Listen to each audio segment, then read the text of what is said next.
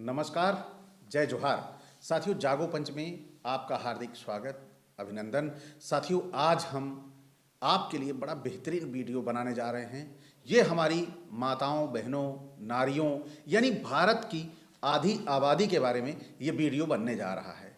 भारत ही नहीं, बाहर की भी जो हमारे विश्व की नारियां हैं उनके लिए भी मनु के विचार तो वही होंगे, क्योंकि नारियों के लिए उसके विचार नहीं बदलने वाले।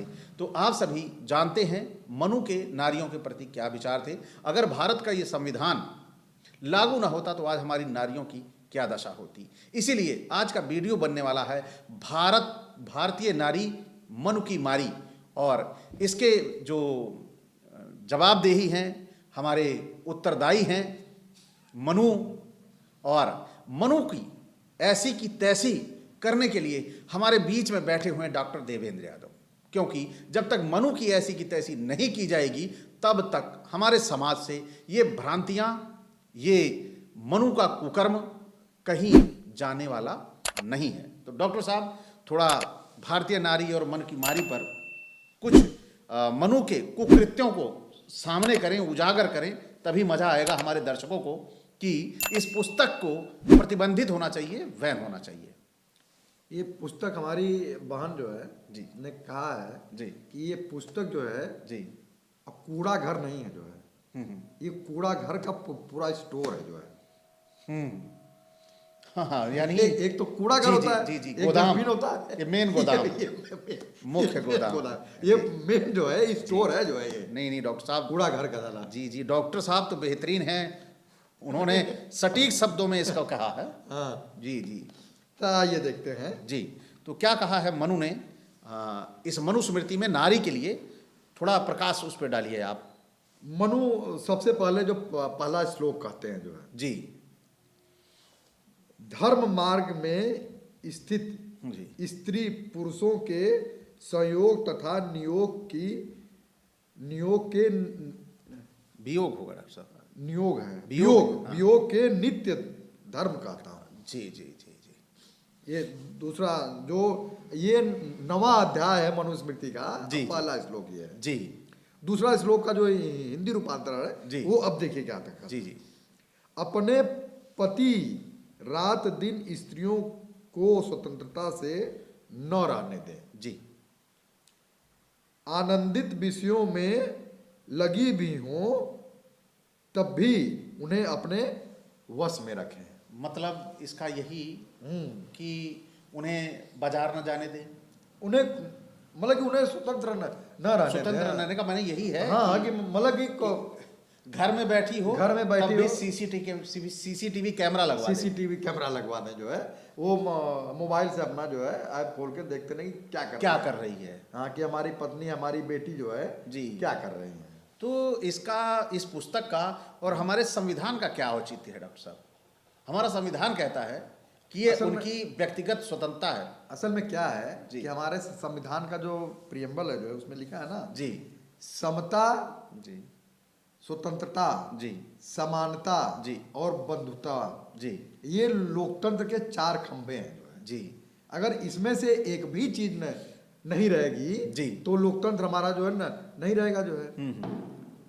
तो ये मनु तो न उसको समानता का अधिकार देता है, न स्वतंत्रता का अधिकार देता है, न बंधुता का अधिकार देता है, न समता का अधिकार देता है। तो जो अभी शीर्षक लिया गया, हाँ, भारतीय नारी मनु की मारी, हाँ, वो चरितार्थ एकदम चरितार्थ हो रहा है। और आगे दूसरे श्लोक से ही डॉक्टर साहब आगे बढ़िए देखते हैं ये, है ना मनु। और एक तो चौपाई है ना जी, बहुत पुरानी है जो है जी, क्या थोड़ा बताएं। हाँ, वही जो कहा जाता है ना कि जिसको लोग बार बार कहते हैं अरे भाई ताड़ना का अर्थ ये नहीं होता है, नहीं होता है, ये शिक्षा हो गया है। यही ताड़ना का मतलब ही तो बताने में, समझाने में आपने एक साल जेल काट दिया, 1 साल 9 दिन, 1 साल 9 दिन आपने भारतीय जेल को दिया, भारतीय जेल को दिया है ना, लखनऊ जेल को दिया आपने। तो वो ताड़ना का शब्द भी लोगों को बताइए कि इन्होंने ताड़ना कैसे के साथ क्या लोग कहते हैं कि नहीं ताड़ना मतलब कि देखना होता है। आज वो ताड़ना का मतलब लगा रहे हैं शिक्षा, शिक्षा लगा और यहाँ थोड़ा पढ़ के बताइए ना, वो ताड़ना काहे से ताड़ना हो रही है वो भी बताइए। पता है ना। जी जी जी। ये देखिए है आठवां अध्याय। 8वां अध्याय जी। 299 जी। नंबर श्लोक है। जी। उसका हिंदी रूपांतरण कहता है, स्त्री पुत्र दास भृत्य जी। और सहोदर भाइयों के अपराध करने पर रस्सी और बांस की पतली लकड़ी से उसकी ताड़ना करें। पतली, मोटी नहीं होनी चाहिए। मोटी नहीं होनी, मोटी से चोट कम लगती है। जो हरी लकड़ी होती है बांस की, जी जी। उससे जो संटी होती है ना, उससे ज्यादा। तो तुलसीदास ने नया क्या लिखा है? नया उसने कुछ थोड़े लिखा है। उसने भी मनु की कॉपी की है। पूरा रामचरितमानस देखिए, जो मनुस्मृति है जी। ये ब्राह्मणवाद की शुरुआत है। जी। मनुस्मृति जो है जी, जी। ब्राह्मणवाद की शुरुआत है। और रामचरितमानस जो है तुलसीदास के माध्यम से ब्राह्मणी सत्ता स्थापित करने का जी पूरा षड्यंत्र है। कुछ गलत नहीं लिखा है तो तुलसीदास ने। जी। जो उसने उसके कॉपी मन मारी में, है। जो कूड़ा उसके मन में भरा हुआ है मनु और तुलसीदास के, उसने वो लिखा है। काली स्याही से लीप डाला। काली, देखिए हम कोई किताब लिखेंगे जी। तो जो हमारे विचार होंगे वही तो हमारे लेखनी में आएंगे। बिल्कुल। ऐसा तो है नहीं कि हमारे मन में विचार हो कुछ होंगे, लेखनी में कुछ चलेंगे। जी जी जी। तो डॉक्टर साहब अगला श्लोक ले आइए। आप सभी दर्शकों को ताड़ना का मतलब पता लग गया होगा कि जो रामचरितमानस में ताड़ना थी वो यहाँ पतली डंडी से ताड़ रहे हैं, यानी पतली डंडी से शिक्षा दे रहे हैं, यह स्पष्ट हो गया। हाँ, और अब तो हमें एक चीज और लगता है जी 10 सेकंड में जी। कि जितने शिक्षण केंद्र हैं उनको ताड़ना के केंद्र कर देना चाहिए, क्योंकि वो पर्यायवाची हो गया ना। हाँ, तो सुसंस्कृत शब्द भी लगेगा। और जितने शिक्षक हैं उनको ताड़ना अधिकारी जो है कर देना चाहिए। डॉक्टर साहब फिर CMS का नाम क्या रखा जाएगा? पता नहीं। सिटी मॉन्टेसरी ताड़ना केंद्र। ताड़ना केंद्र, सिटी मॉन्टेसरी ताड़ना केंद्र। चलिए आगे चलते हैं। 9वां अध्याय जी और 13 नंबर श्लोक क्या कहता है? जी। आइए, उसका हिंदी रूपांतरण ये है, मद्य पीना, दुर्जनों का संतर्ग, पति का विरह, इधर उधर घूमना, कुछ समय में होना और दूसरे के घर में रहना, ये स्त्री के 6 दोष हैं। बताइए। पुरुषों के दोष नहीं बता पाया। पुरुषों के दोष नहीं बताए हैं? नहीं, असल में ये देश ही जो है पुरुष प्रधान देश है। मद्य पीना, पहला नंबर 1। पहला वो भी महिला करती है। स्त्री अगर मद्य पी रही है, हाँ, तो उसका दोष है। उसका दोष है। पुरुष पी रहा है तो क्या है? कोई दोष नहीं, वो सुरापान है। सुरापान है, सुरापान है, गुण है। हाँ, नहीं उसे क्या बोलते हैं? सोमरस है। सोमरस है। जब पुरुष पिए सोमरस है, स्त्री पिए तो मद्यपान है। मद्यपान है। अब आइए, दुर्जनों का संसर्ग। दुर्जनों का संसर्ग यानी दुर्जन माने बुरे लोग, उसका संसर्ग अगर स्त्री करती है तो ये दोष है। ये दोष है। स्त्रियों का 6 दोष है। ये सब में है, ये सब में है, सारी स्त्रियों में। हाँ, दुर्जनों का सही है। अब क्या? पति का विरह। पति का विरह, भैया परदेश जिसका पति चला जाएगा तो उसका क्या दोष है? उसका क्या दोष है? वो तो उसका दोष है ना कि वो जो विदेश छोड़ के गया है, तो यहाँ पति का दोष, पति का दोष। लेकिन यहाँ नारी का इधर उधर घूमना।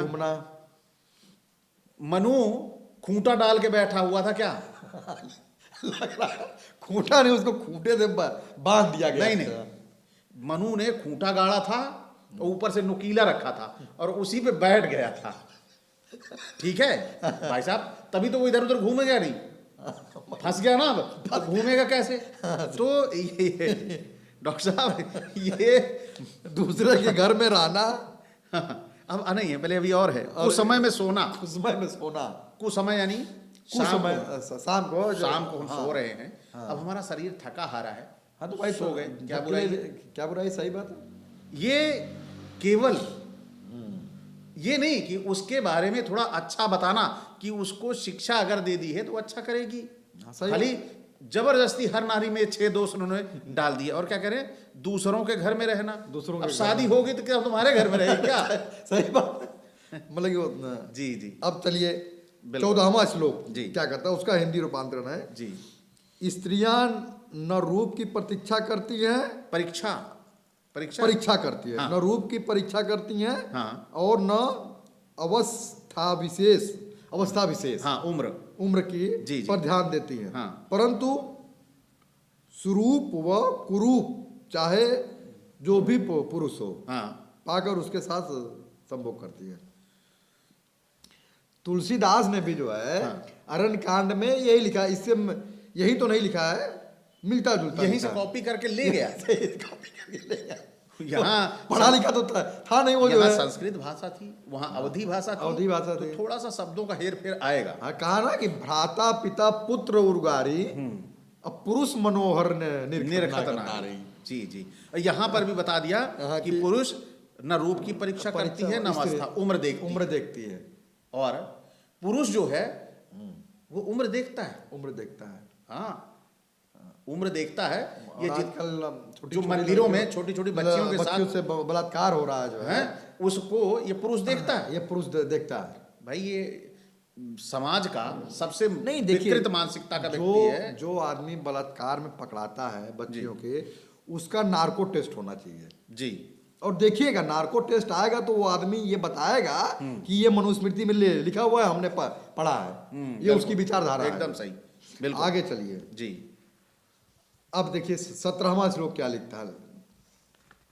शय्या, आसन, आभूषण, काम, क्रोध, द्रोह, कुटिलता और निंदित जी। आचरण ये मनु ने स्त्रियों के लिए ही बनाए हैं।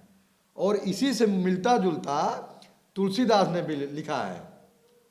नहीं क्या? हाँ, एक चीज नहीं। हाँ, ये यहाँ 8 कह रहे है जो है। ये कह रहे हैं मनु ने हाँ। स्त्रियों के लिए बनाया है, स्त्रियों के लिए ही कि बनाया है। ये स्वभाव उनका होता है, ये बताया है। ये स्वभाव उनका होता है। अच्छा, अभी 6 दोष पीछे निकाले, 8 ये निकाले, 8 ये निकाले, बचा बिचारियों में क्या? यानी नहीं। भारतीय नारी मनु की मारी इसने चरितार्थ हो रहा है। इसने बताया है, मनु ने बनाए हैं, लेकिन तुलसीदास ने जो है वो उसको बताया कि ये होते ही होते हैं जो है। ये इसने बनाए और तुलसीदास ने वो 8 बना दिए, डाल दिए कि होते ही होते हैं। नारी स्वभाव सत्य सब कहीं अवगुण 8 सदा उड़ रही। भाई मैं कह रहा हूं किस पुरुष में मतलब सैया पे जाने की आदत नहीं है, सही अब जाने की आदत, किस पुरुष की बैठने की आदत बैठने नहीं की आदत नहीं है। आसन आसन यही होगा, या फिर जो दूसरे भी आसन होंगे हाँ, वो भी किस पुरुष में नहीं है। किस पुरुष में? फिर आभूषण, आभूषण कौन जो साला माला नहीं पा, आजकल तो गुंडे मवाली जो मोटी मोटी चेन पहन के घूमते रहते हैं। और काम, क्रोध, द्रोह, कुटिलता ये किस में नहीं है? किस में नहीं है? किस में नहीं है? मैं कहता हूं हमारे प्रधानमंत्री जी को छोड़ के किस में नहीं है? अरे अब वो हमारे योगी जी को छोड़कर अब वो बात खुलवाइए मत जो है ना, नहीं तो बिहारी को छोड़, नहीं तो मानसी सोने वाले वो बात हो गई तो फिर मामला वो दूर तक चला जाएगा जो है। जी जी। क्रोध, द्रोह, कुटिलता, निंदित हाँ। आचरण, ये 8 6 ये हाँ 8 ही है। तुलसीदास तो फिर भी मनुष्य ठीक है जो वो 8 ही बताए हैं। हाँ, कम कर दिया। कम ये कर लग रहा है दिया, ये श्लोक पढ़ा नहीं होगा। ये पढ़ा नहीं होगा, कॉपी ये की मारी है। जी आगे चलिए जी। अब आगे है, देखिए ये 18वां नंबर है जी। श्लोक नंबर 18 उसका हिंदी रूपांतरण है। क्या कहा गया? स्त्रियों का संस्कार मंत्रों से नहीं होता, हाँ। यही शास्त्र की मर्यादा है। स्मृति तथा धर्म शास्त्र में और किसी मंत्र में भी इनका अधिकार नहीं है। इसलिए ये झूठ के समान अशुभ है। सभी नारियों को असुर कहा, यानी वह मंत्रों से पवित्र नहीं हो सकती, मंत्रों से उनके अंदर संस्कार नहीं आ सकता। लेकिन हमारे समाज के पुरुषों के अंदर जितने भी पुरुष हैं, सभी का जब ये पैदा होते हैं तो उसमें मंत्र पढ़ा जाता है और जीवन भर इनके संस्कार आया रहता है। कौन सा संस्कार? कि सड़क पर चलते हुए सीटी बजा देना, ये संस्कार आ गया। ये संस्कार आ गया। और मंदिर में हमारी छोटी छोटी बच्चियों के साथ गलत हरकत हो जाना, ये मंत्रों का संस्कार है जो उनके अंदर आ गया, उनके अंदर आ गया है। और भी बहुत सारी बातें। ऑफिस में छेड़छाड़ पुरुषों के द्वारा बैड टच वाली बात कानून बना। गुड टच बैड टच, वो बचपन में जब पैदा हुए तो वो मंत्र आया था, पुरुष को संस्कारित कर गया, लेकिन वो मंत्र स्त्री पे काम नहीं कर पाया। क्या मजाक बना रखा है इस मनु ने। हमारे समाज की नारियां इस पुस्तक को अगर जहां भी देखें तुरंत इसे शौचालय के डस्टबिन में डाल दें, क्योंकि इसकी असली जगह वही। नहीं, इसको जलाना भी ठीक नहीं है। इसको जलाना ठीक नहीं। हाँ, समाज में जलाना जो है, जलने से ब्राह्मणों के हिसाब से जो वो वातावरण है शुद्ध हो जाता है। अच्छा। हाँ, तो इसलिए इसको कूड़े मतलब कि गटर में बहा देना चाहिए। ऐसी के किताबों ये उसी लायक है, ये उसी लायक है। ये तो पूरा स्टोर है ना ये जी, जो है। जी, आप सभी ने सुना। आज हमारे समाज में भारतीय नारी मनु की मारी आप सभी को लगभग मैं समझता हूं 8-10 श्लोकों का ही सुनने का लाभ मिल पाया है। लेकिन आप जागो पंच के साथ लगातार बने रहिए। मनुस्मृति आपको शॉर्ट वीडियो में हर श्लोक का अर्थ सहित आपको लगातार आने वाला है, मिलने वाला है। और आप सभी स्वयं पढ़िए कि आखिर मनु ने अच्छा बीच में कहीं कि अच्छा भी बता दिया है। नहीं, देखिए मतलब ये अच्छा बताने का कारण है, मैं अभी कह दे रहा हूं आपको। बीच में एक दो जगह वो जैसे इन्होंने कह दिया, जन्मना जायते शूद्रा, जन्म से सभी शूद्र हैं। सभी शूद्र हैं। अब बात आपने छेड़ दी तो बात हो ही जाए। और कर्म से निर्धारण होगा कि वो ब्राह्मण क्षत्रिय वैश्य होगा। तो ब्रह्मा के मुख से जब ब्राह्मण सारे निकल आए तो जन्म के बाद से कैसे डिसाइड करेंगे? हाँ, सही बात है।